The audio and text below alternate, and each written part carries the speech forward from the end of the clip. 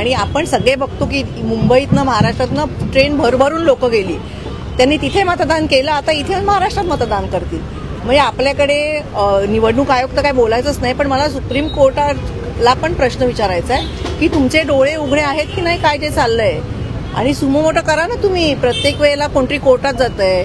आता शिवसेना आणि राष्ट्रवादीची केस किती दिवस चालली आहे? 3 वर्ष तुम्ही पक्षाची केस लढताय आणि सुप्रीम कोर्ट एवढं बिझी आहे की त्यांना वेळच देत नाही.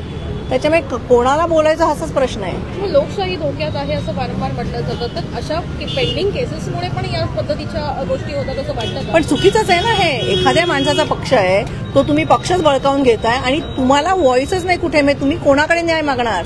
आपण न्यायदेवतेकडे बघतो आणि न्यायदेवता जर या एवढ्या इम्पॉर्टंट केसमध्ये जर एवढी बिझी असेल की आता जर जानेवारीची डेट लागली मी तोपर्यंत इलेक्शन होऊन जातील, मग काय फरक पडतो अजून 3 वर्ष?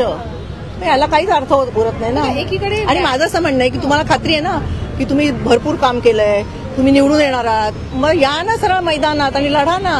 हे असं चोरी छुपे कशाला करताय? न्यायालयीन कचाट्यामध्ये असलेल्या कबूतरखानाचं पोस्टर ताडपत्री काढली तर गुन्हा दाखल नाही. 1700-1800 कोटीची लँड डील झाली, त्याच्याबद्दल 0 केस आहे. म्हणजे आपण साधं मराठी माणसाने आता ह्यांनी पण रजिस्ट्रेशन केलं असेल, त्याचे पैसे घेतात. तुम्ही एखादी आईनी मुलाला गिफ्ट डीड केली तर ती फ्री आहे सांगतात, त्याच्यावरती जीएसटी लावतात. म्हणजे गव्हर्नमेंट सगळीकडनं साध्या माणसांना ओरपतंय आणि 1800 कोटीची लँड डील 0 रजिस्ट्रेशन फी वरती होते आणि आता म्हणतात झालंच नाही. मग रजिस्ट्रेशन कसं झालं? डीलच झालं नाही तर रजिस्ट्रेशन कसलं झालं? आणि त्याच्यावरती 0 केस लागते. हीच तर लोकशाही आहे ना आपली.